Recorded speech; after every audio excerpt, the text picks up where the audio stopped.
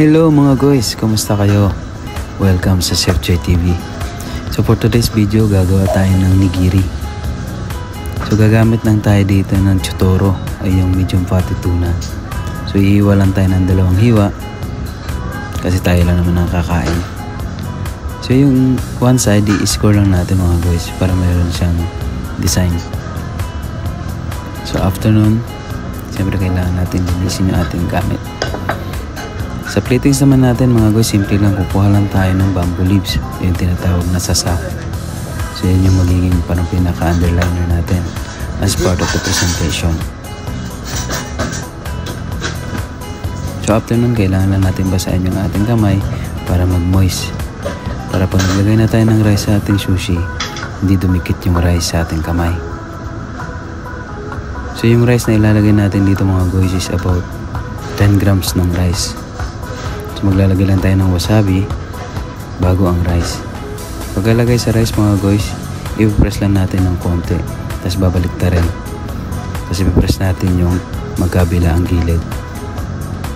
Dito sa pangalawa nating nigiri mga guys, makikita niyo yung precise na paggagawa ng ating nigiri. So yun mga guys, make sure lang yung in-score natin na one side is yun yung mapupunta sa ating palad. So kung mapapansin nyo mga guys, yung rice hindi dumikit sa ating palad.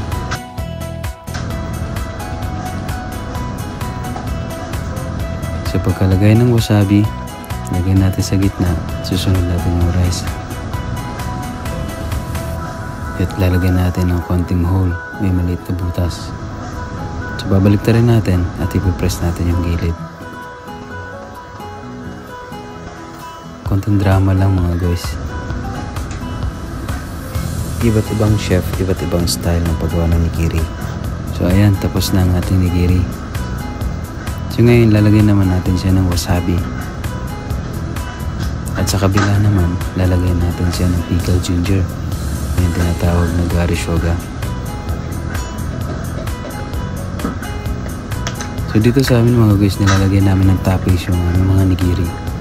Meron tayo ditong chop na daikon o yung radish, at yung pickled radish na mayroong shiso leaves o oba.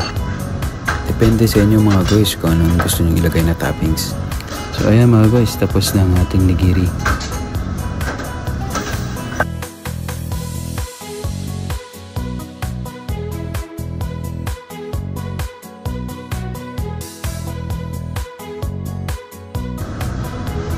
So siyempre, pagkatapos natin gumawa ng nigiri, kailangan natin tikman.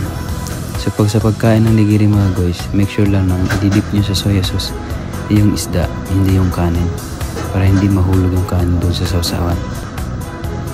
Ayun, so kung nagustuhan nyo yung video ito mga guys, paki-like and share lang. At huwag nyo kalimutan mag-subscribe. Maraming salamat.